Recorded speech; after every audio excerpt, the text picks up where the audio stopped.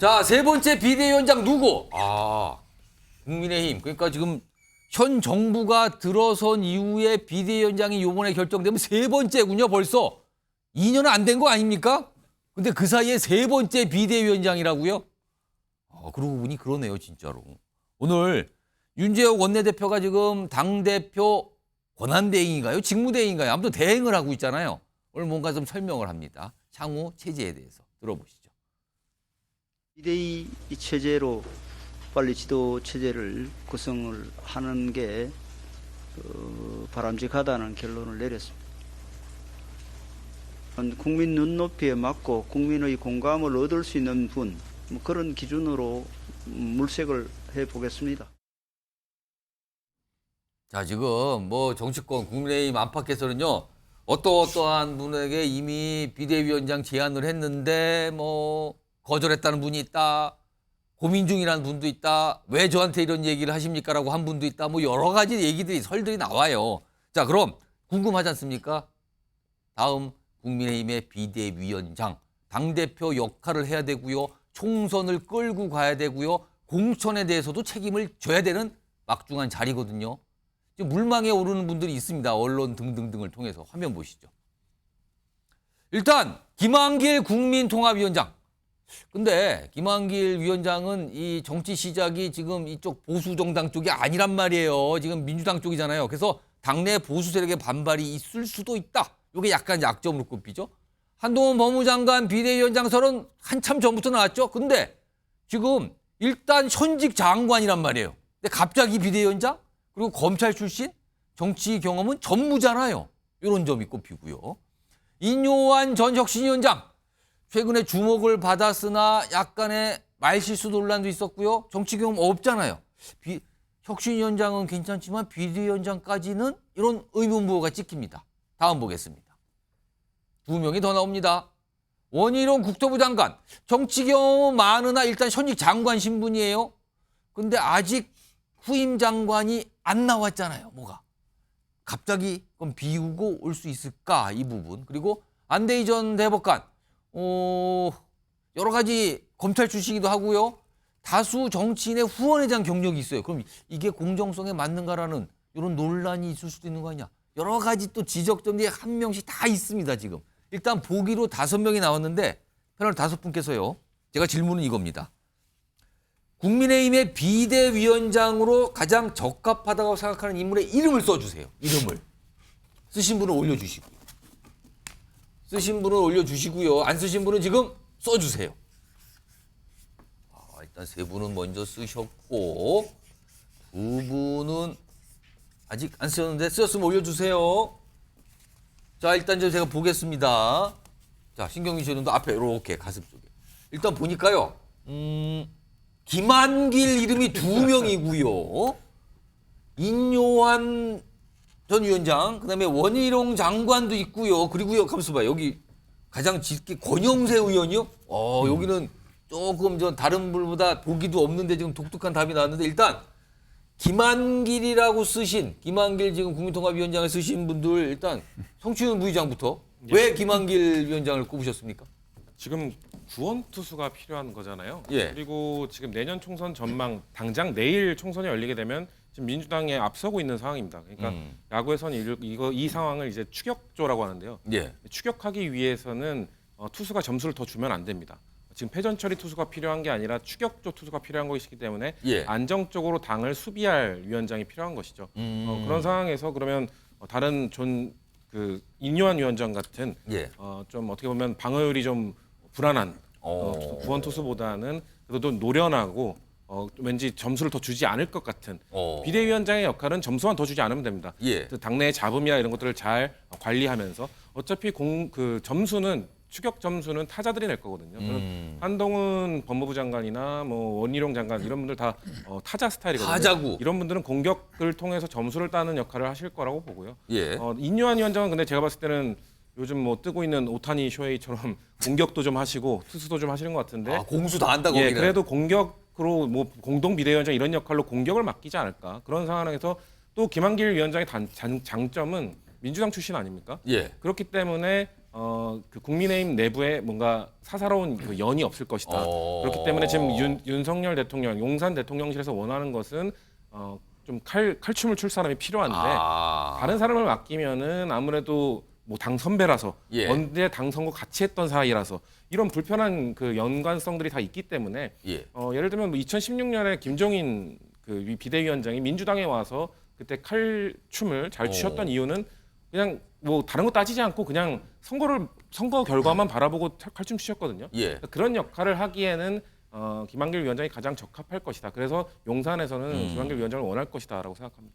김한길.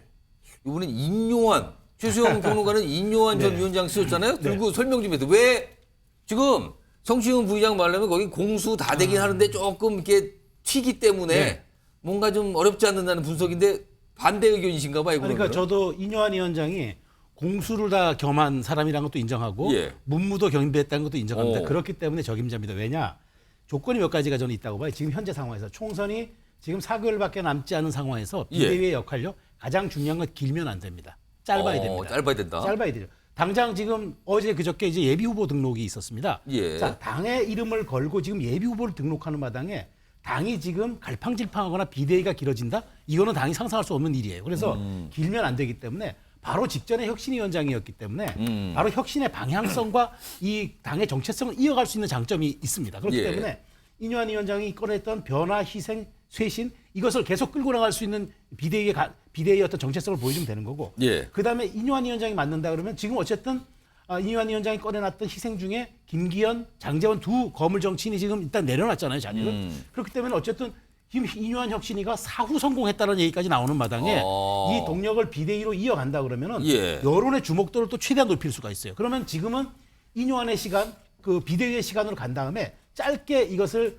말하자면 공수조율을 마친 다음에 그 다음에 공천관리위원회와 선대위원회로 이걸 넘겨주는 순차적 방향을 통해서 당이 총선에 집중하고 예. 인물들의 어떤 전진 배치를 통해서 벨트와 라인업을 구성하면서 저는 총선을 수도권 쪽이라서 치러 나간다 그러면은 저는 지금 구도 싸움이 불리하다지만 전혀 좀 불리하지 않을 수도 있다고 보기 때문에 예. 인 위원장을 짧게 굵게 투입하고 저는 빨리 비대위 체제를 조기 종료하고 그 다음에 이제 공관 이제 그다음 선대로 넘어간다 그러면은 저는 상당 부분 가능성이 높은 앞으로 국민의힘이 승세와 승산을 높일 수 있는 그런 터닝 포인트를 마련할 수 있는 그 인사가 될 수 있다고 저는 평가합니다. 자, 지금 두 분 말씀 들어봤는데 당에서도요. 비대위원장감 뭐 물망들이 오르잖아요. 여러 인물 이름이 거론되고 그러자 그분은 좀 그렇지 않습니까? 저는 이분이 좋을 것 같은데요. 이런 의견들이 많이 나왔거든요. 두 분의 목소리만 좀 들어보죠. 저는 한 장관은 아니라고 생각합니다. 비대위원장은 가오마담 자리가 아니라고 생각합니다. 그런 분들은 정치 경험이 나름대로 있기 때문에 네네. 정치 경험이 있는 그런 분들이 더 낫지 않을까 싶습니다. 현직 법무부 장관이 바로 비대위원장으로 온다. 이거는 조금 우리 당 지지층은 좋아할지 모르지만 뭐 중도에 계신 분들이나 이런 분들이 어떻게 받아들일지 조금 그거 신중히 고려해 봐야 되고요. 지금 두 분의 공통점은 한동훈 장관은 아닌 것 같은데요. 그러는데 윤기찬 변호사는 아까 김한길 위원장 썼는데 아까 성시훈 위원장은 같은 답이니까 그거는 뭐 비슷하실 것 같고 한동훈 장관은 어렵다고 보십니까? 비대위원장 대의가? 한동훈 장관도 원희룡 장관도 어렵죠. 두 장관 모두 어렵다? 이게 왜냐하면 2012년도 박근혜 비대위 때는 완톱이었어요. 탁월한 다음 주자였거든요. 그러니까 완톱이면은 비대위원장이라는 것은 이제 당대표 격이기 때문에 한 명이어야 됩니다. 예. 그러면 박근혜 비대위원장 같은 경우는 가능하죠. 뭐 당의 단합 겸 혁신 둘 다 의미를 갖고 있으니까. 그런데 한동훈과 원희룡 두 분이 사실 완톱은 없어요. 지지율의 차이는 있지만 잠룡이라고 저희가 평가를 한다 그러면 상당히 경쟁할 수 있는 잠룡들이기 때문에 두 분 중에 한 분을 갖다 비대위원장에 앉히기는 어려워요. 그러니까 두 분 다 앉혀야 되는데 공동 비대위원장이라는 건 없기 때문에 그렇다면 또 하나 이제 비대위원장도 있고 선대위원장도 있고 그다음에 공관위원장도 있습니다. 이게 삼각편대입니다. 그렇기 때문에 각자 각기에 맞는 색깔에 맞는 분들을 앉히는 것이 맞고 선대위원장에 앉히면 충분할 분들 오히려 주자기 때문에 저분들이 비대위원장에 앉게 되면 공천 대상자잖아요. 공천 대상자가 비대위원장에 앉게 되면 공천의 불공정성이 제기될 수가 있는 것이고 일단 두 번째 뭐 대통령의 사람 이런 걸 다 떠나서 두 번째는 인요한 말씀 주셨는데 인요한 위원장도 훌륭하시죠. 그런데 이뇨한 위원장은 이 혁신위를 통해서 기획을 했던 분이에요. 예. 거기에 혁신의 기준도 있고 혁신은 6가지를 냈단 말이죠. 예. 근데 그 혁신안을 구체화하는 게 비대위 등인데 예. 거기에 특정인들의 이름도 많이 나왔단 말이에요. 근데 거기 가가지고 만약 그것을 실현한다 그러면 예. 공천 관련돼서 여러 가지 잡음이 나올 가능성이 없지 않아 있다. 이런 걸로 비춰볼 때는 한 장관이 오르는 것은 조금 부적절하지 않겠는가 저는 생각합니다. 신경민 전 의원은 원희룡 장관을 쓰셨어요. 근데 아까 윤기찬 변호사는 뭐 한 장관, 원 장관 다 어려운 것 같은데라고 말씀하셨는데 왜 원희룡 장관이라고 쓰신 겁니까? 일단 비대위원장은 그렇게 물론 톱이지만 예. 그렇게 오래 크게 영향력을 끼칠 수 있는 자리는 아니에요. 일단 오. 공관위원장이 제일 세죠. 오. 지금 선거 국면이기 때문에 예. 공관위원장 뭐 엄청 세고 아마 공관위원장 누가 오느냐가 지금 다들 관심이 있을 겁니다. 오. 당 내외가 다 예. 그럴 겁니다. 그리고 이제 선대위원장은 그걸 선거를 쭉 이렇게 끌고 가는 거기 때문에 한동훈 이런 분한테 맞죠. 근데 이제 혼자 하기는 좀 어려우니까요. 예. 그런데 이제 원희룡 장관의 경우에는 일단 뭐 검사는 아니다. 그러니까 검사가 이제 안대희, 한동훈 이런 분은 검사의 냄새가 너무 강하잖아요. 검사를 평생 해왔던 분은 안대희 예. 대법관이고 한동훈 장관도 그렇죠. 직전까지 검사했잖아요. 예. 그러니까 검사 물이 아직도 뭐 거의 머릿속까지 다 차 있는 걸로 돼 있어서 이건 아마 이게 얼굴이고 톱이기 때문에 야 그러면 용산도 검사, 뭐 여의도도 검사, 뭐 이러면 다 검사냐, 뭐 이런 또 얘기가 그 얘기가 또 나올 수 있다. 바로 나올 수밖에 없고 인요한 위원장은 좋아요. 이 이목을 확 끌고 뭐 이런 지금 이 김기현과의 싸움에서 사실상 이긴 거 아니에요. 처음에 지는 듯 하는데 이겼잖아요. 그래서 좋긴 좋은데 이분이 짧은 기간 동안 보여줬던 한 달 반 동안 보여줬던 것은 불안합니다. 뒤에 물론 작가가 있고 뭐 멘토가 있고 하긴 하는데 이 할 말과 못 할 말을 구분하는 이 능력 자체가 그렇게 감각이나 정치적 후각이나 이런 게 뛰어나지가 않아요. 아직 훈련이 안 돼 있어서 예. 만약에 이 일을 맡는다면은 언론의 이 주목은 받을 텐데 실수가 좀 많을 것 같아요. 그걸 뭐 감안한다면 예. 인용한 카드는 좋은 카드긴 한데 예. 지금 아마 그렇게 국힘당이 한가하지 않을 겁니다.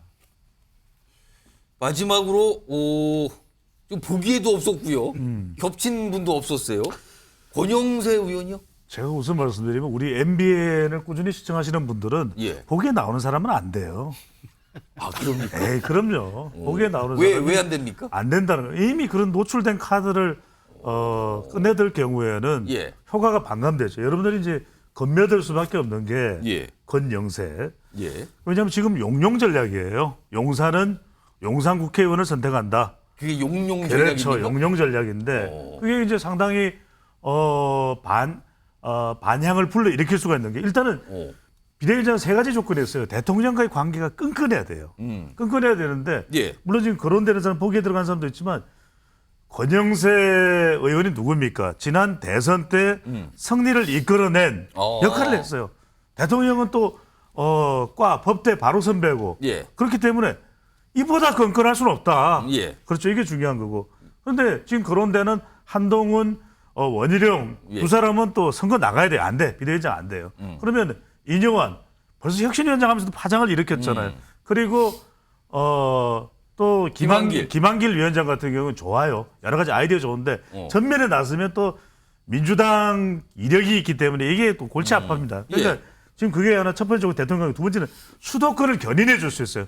수도권에서 다선 의원을 역임했던 권영세. 그 말은 중요한 점이 있습니다. 마지막에 당을 잘 아는 사람이 있어요. 그런 면에서는 인용환 또 김한길이 등장하기가 어렵다라는 거예요. 그러면 여러 가지 조건을 볼 때 또 중진 요즘에 이제 용태 이어지기 때문에 예. 다선 의원이기 때문에 권영세 전 장관 의원도 이번 기회에 용태하고 용산에서 용태하고 용산 윤석열 대통령과 이 또 서로 교감하면서 예. 비대위원장을 맡고 그 뒤에 뭔가를 노려볼 수가 있는 거죠. 총선에서 그럼 총선에 안 나선다는 그렇죠.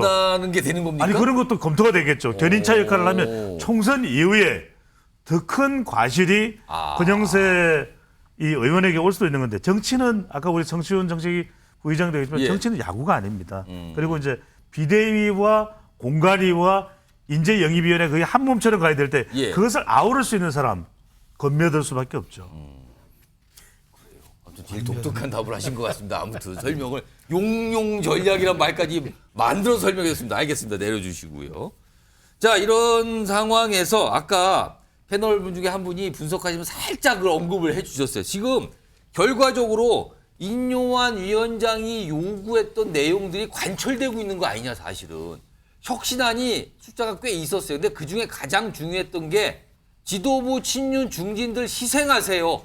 불출마하시거나 수도권으로 좀 오시죠. 이게 지금 하나, 둘 나타난 거 아닙니까? 지금 상황이요.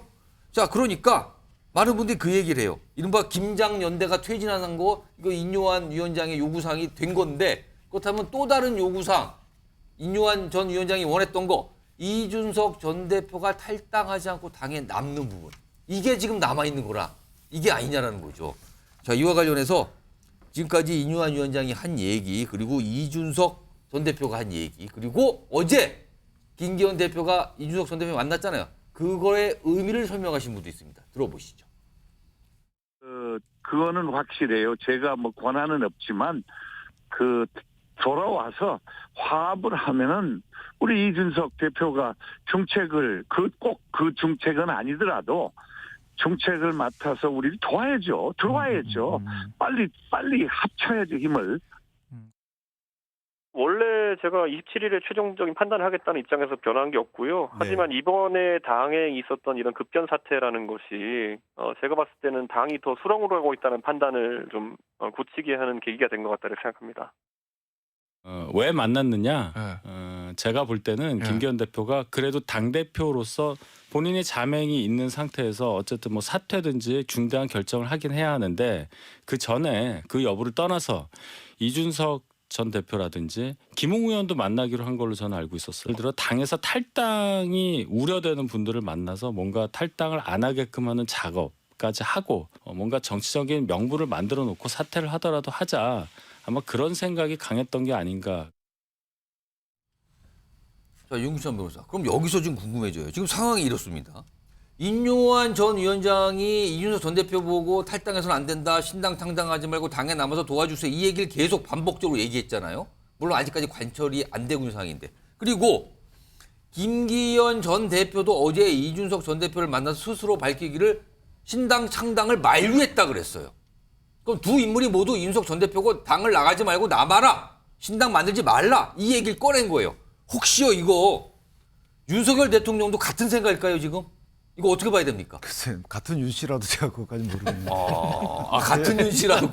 그러네요 또. 제 생각은 다를 수도 있어요. 왜냐하면 예. 지금 인요한 혁신위가 끝나기 전에 이준석 대표가 뭔가 모종의 본인이 결단을 했다면 예. 그러면 이준석 대표의 그 역할이 컸죠. 우리가 만약 총선 승리를 한다 그러면. 근데 이미 이제 여러 가지 변수 중에서 몇 가지 변수가 해결이 됐단 말이에요. 그러니까 중진 등의 이제 그 불출마 선언 등이 물꼬를 텄어요. 예. 그다음에 선거제도 어느 정도 가닥이 잡혀갑니다. 예. 그러니까 연동형에서 병립형으로 가닥이 잡혀가는 입장인 것 같고 그렇다면 이준석 대표의 신당에 성공할 수 있는 환경적 요소가 많이 없어지고 있다는 거죠.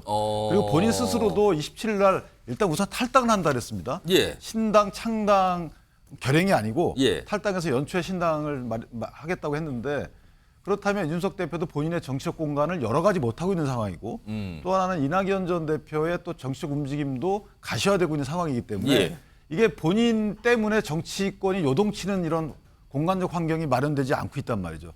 그러니까 저는 그 비대위가 출범하기 전까지 이준석 대표가 뭔가 모종의 결단을 하지 않으면 그러면 사실은 이준석 대표에 대한 러브콜은 그런 움직임은 상당히 줄어들 여지가 있다. 왜냐하면 들어왔을 때요. 다음에 총선에서 저희 승리하는 것도 중요하지만 들어와서 그 다음에 당의 안정도 중요하거든요. 예. 그럼 당의 안정 관련돼서 이준석 대표가 당원들에게 메시지를 지금 지속적으로 내야 된다고 봅니다. 그래야지만 이준석 대표에 대한 러브콜 목소리가 커지는 것인데 지금 둘 다 줄어들고 있어요. 이준석 대표가 향후에 당에 남아서 당의 안정과 승리를 위해서 이렇게 역할을 하겠다는 것에 대한 기대감도 줄고 있고 이준석 대표가 나가서 신당을 차려서 성공할 수 있다는 가능성도 줄어들고 있고 하기 때문에 두 가지 변수 측면에서 보면 이 대표가 오히려 시간이 얼마 없다. 저는 그렇게 판단합니다. 뭐 만류하든 말든 불리하다. 별 상관없다. 약간 이 말씀 같기도 하네요. 지금 성치훈 부의장께요.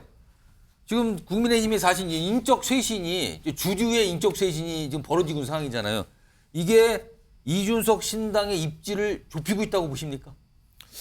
뭐 인적 쇄신 때문이 아니더라도 지금 예. 이준석 신당의 파괴력은 초반에 비해서 많이 사그라들었죠. 왜냐하면 이준석 전 대표가 어떻게 보면 손을 좀 내밀었던 그 비명계 의원님들도 바로 선을 그었고 지금 뭐 그런 얘기 그렇죠. 없어요. 그 이낙연 전 대표께서도 바로 선을 그었고 이런 상황으로 봤을 때 그리고 심지어 지금 천하영인조차 한 목소리가 모아지지 않고 있지 않습니까? 신당 가겠다고 이렇게 손 드신 분이 없죠. 잘 안 보여요. 예, 그런 상황이기 때문에 이준석 신당은 뭐 지금 국민의힘 자체의 쇄신도 영향을 주겠지만 그 자체로서 지금 힘을 잃어가고 있다. 그래서 인적 쇄신이 아마 지금 어떻게 보면 국민의힘에서 어떤 방향으로 인적 쇄신이 더 이루어질지 모르겠는데 이게 거의 시작이거든요. 그러니까 앞으로 계속 이루어질 것이기 때문에 예. 전 이준석 전 대표가 입지가 좋아질 것이다. 그렇기 때문에 저는 아직도 그 이준석 전 대표가 나가지 않고 국민의힘과 함께할 가능성도 여전히 남아 있다고 생각합니다.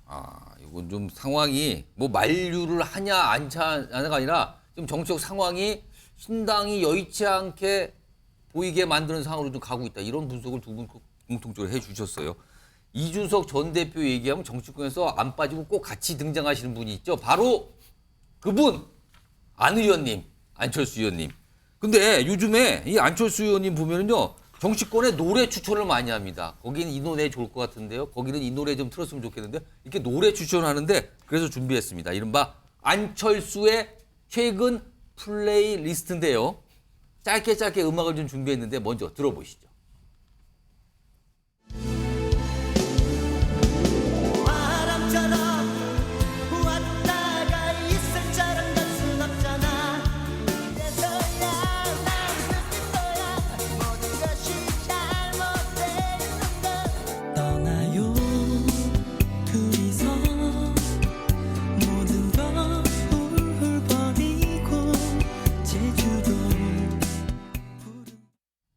시청자 여러분 지금 화면과 함께 나가는 노래 들으시면 무슨 뜻인지 아시겠죠? 등장인물들 관계를. 노래가 어떻게 보면 딱 맞는 것 같기도 하고요. 이른바 안철수 플레이리스트인데요. 자, 그럼 지금부터 안 의원님 모셔보겠습니다. 나와 계시죠? 떠나요 둘이서 모든 걸 훌훌 버리고 반갑습니다. 바로 좋습니다. 노래로 시작을 하셨군요. 오늘 전화가 아니고 그냥 노래를 바로 하셨는데. 푸른밤 좋은 거 아니 분당의 푸른밤 DJ 아닙니다. 알겠습니다. 예. 갑자기 또 분당 얘기, 요새 분당갑 얘기를 많이 하시더라고요. 근데 요즘 정치 사안마다 네. 노래 선곡을 하는 취미에 푹 빠지신 것 같은데 김기현, 이준석 회동의 제주도 푸른밤 이거 선곡을 굳이 하신 이유가 있습니까? 그 가사에 나오지 않나요? 뭡니까? 그 떠나요 둘이서 떠나시길 바랍니다. 쭉쭉 나가시길 바랍니다. 네. 그런 뜻입니까? 네. 아니 의원님, 이 제주도 푸른밤에 유리상자 좋아하시나 봐요. 원곡자는 결국하의 최성원이고 예. 이 노래로 유명한 가수는 가장 유명한 가수는 성시경인데 결국하 성시경은 모르시나 봐요. 그런 식의 접근은 정말 오해입니다. 그 태연 씨도 부르셨고요. 그 오연준 씨도 부르셨는데 자꾸 그렇게 친들국화적으로 말씀하시면 실망입니다. 예. 태연 가수를 이야기하시면서 태연하게 이야기를 하시는데. 네, 소녀시대. 네. 예. 이낙연, 이준석 연대설에는 잘못된 만남을 추천하셨는데. 네. 그러면 안 의원님하고 이준석 전 대표와의 만남에 어떤 곡을 추천하시겠어요? 저는 그 이준석 씨에게 그런 노래 추천합니다. 윤수일의 아파트. 네. 아무도 없는 쓸쓸한 노원 아파트. 네. 저는 쓸쓸하지 않죠. 네, 가족들이 있고 당선됐지 않습니까? 예. 아닌가요? 안철수 의원님 본인을 위한 노래를 추천한다면 뭐가 좀 있을까요? 저 해바라기의 사랑으로 좋아합니다. 영원히 변치 않을. 예. 제가 추천해드리고 싶은 곡은 안녕. 왜요? 아닙니다. 갑자기 안녕 나가시길 바랍니다. 떠나요 셋이서 김기현 손잡고 나가시길 바랍니다. 예, 안 의원님. 그런데요, 앞서도 소개해드렸는데 예. 김기현 대표 사태 관련해서 전현직 당대표 회동하는 거 이거 이해할 수 없다고 하셨는데 두 사람의 어제 회동 뭐가 문제라고 보시는 겁니까? 아 정말 이건 아니라고 봅니다. 특별히 김기현 대표는 말할 것도 없고 이준석 대표는 제명돼야 할 사람입니다. 이준석 대표가 아니라 이준석이는 제명해야 합니다.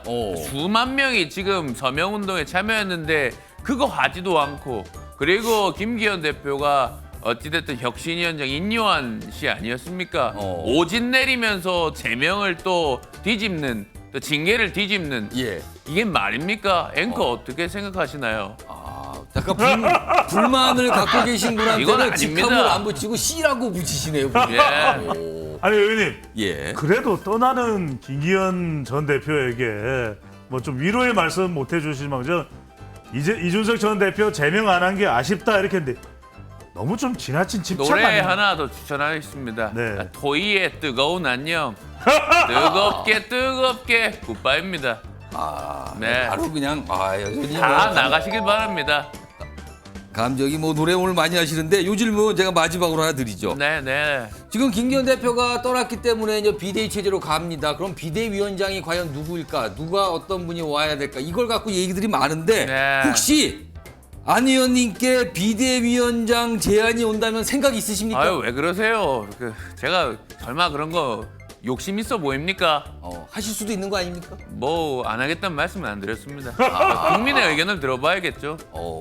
마음이 있으신 것 같기도 하고. 절대 맞네요. 그런 사실이 없습니다. 알겠습니다. 수줍게 말씀드립니다. 자 오늘 노래 많이 하셨는데 안 의원님 저 그만 들어가셔도 되겠습니까? 네 마라톤으로 들어가겠습니다. 예. 자 안 의원님 모셔봤고요. 다음 분도 좀 준비하고 계신데 이분은요. 짜장면 먹방 사진이 갑자기 주목을 받았는데 이게 화제와 동시에 논란이 되고 있어요. 최근에 구속영장이 청구되신 분이거든요. 송 전 대표님 모셔보겠는데 나와 계십니까? 송 전 대표님. 안녕하십니까. 송영길입니다. 나오셨군요. 아니 근데 어제입니다. 검찰에서 구속영장을 청구했는데 난데없이 짜장면 먹방 사진을 올리셨어요. 이거 무슨 뜻입니까? 지금 사회자의 지분이 굉장히 편향적입니다. 그렇습니까? 수사받는 사람은 국밥만 먹어야 된다 이런 말이 아닙니까? 짜장면도 먹을 수 있고 짬뽕도 먹을 수 있는 게 자유민주주의 사회 아닙니까? 그런데 사진을 제발 왜 수정하세요. 물병을 던져버리고 싶었어요. 아니 근데 사진을 굳이 왜 공개를 하셨냐고요? 내 맘입니다. 내 맘. 내 맘이다. 네. 대표님 조참- 자중해 주시고요. 예. 물병을 던져서는 안 되고 MBN에서 그 짜장면 먹은 가게에서 손님들이 응원해줬다 이렇게 하셨는데 사진 좀 다시 볼까요? 그러니까요. 사진 좀 올려주세요. 사진을 봤는데 응원해주는 손님이 한 명도 안 보이는데 무슨 말씀이죠? 과장 사진에 아닙니까? 찍히지 않은 것뿐입니다. 사진은 안 찍혔다. 사막을 이겨내는 낙타의 심정으로 실질 심사를 준비하고 있는데 어떻게 배종찬 수원장 같은 사람이 저렇게 짜장을 비하하고 저를 비하하고 국밥을 비하하고 그럴 수가 있습니까? 저도 그러려는 건 아닙니다. 근데 이 또 설명을 추가해 주시면서 반려견 지금 사진에 보시면 CC와 동행을 했는데 그 짜장면 사진 속에 개가 등장을 해요. 그러니까요. 그래서 쳐다보는 개가 있습니다. 송영길 전 대표가 아빠죠. 아빠가 남겨줄 짜장면에 집중하고 있다 이렇게 말씀 주셨는데 남은 짜장면을 정말 반려견을 준 거예요. 이게 양파, 마늘은 반려견한테 안 좋거든요. 제가 그 질문 나올까봐 답변 준비하고 있었습니다. 우리 CC, 송 CC 차우차우입니다. 2017년생으로 사랑하는 우리 딸한테 내가 그런 독을 먹였단 말입니까? 말도 안 되는 소리 하지 마십시오. 물병을 던질 수도 없고 이거. 물병을 왜 갖다 놓는 겁니까? 여기 MBN. 그러면 남은 거 안 먹였습니까? 안 줬습니까? CC가 쳐다보길래 그거를 적은 겁니다. 그러니까 흥분하게 만들 겁니까? 한동훈 검찰하고 다를 바가 없어요. 알겠습니다. 근데 여전히 궁금한 거는 왜 짜장면을 먹는 사진을 저렇게 올리셨을까? 이건 여전히 궁금하네요. 궁금해요? 송영길 TV를 구독하시기 바랍니다. 저런 말씀을 또 하시는. 마지막 글에 올려놨습니다. 그런데요, 다음 주 월요일이죠. 18일에 구속영장 실질심사 법원에 가서 심사를 받으셔야 되는데 결과를 어떻게 좀 예상하실까요? 이 징그럽고 무도한 검찰 독재 정권에서 정말 현명한 법원의 판단으로 기각될 것 같습니다. 정말 어떻게 한 사람 이재명을 2년 넘게 수사를 하고 저는 5개월째 넘었습니다만은 어떻게 이런 수사가 있을 수 있습니까? 예. 현명한 판단을 기다리고 있습니다. 영철 수장님 뭐 추가로 하실 말씀 없으세요? 그건 내시죠. 알겠습니다. 55클럽은 수사도 안 하고 말이야. 예. 어떻게 이럴 수가 있습니까? 알겠습니다. 아유 지금 굉장히 흥분하셨는데 이제 들어가셔도 되겠습니다. 물병 좀 주세요. 던지게. 알겠습니다. 물병을 자꾸 달라고 그러시네요. 알겠습니다. 자, 송영길 전 대표까지 해봤고요. 지금까지요 이상민 크리에이터 뭐 2명의 인물 성대모사 하시냐고 수고하셨는데요. 전 그만 들어가도 되겠고요. 감사합니다. 수고 네, 많이 고맙습니다. 하셨어요. 자, 아유 똑같네요. 애쓰셨으면 노래 많이 했습니다. 두 분 다 똑같네요 보니까.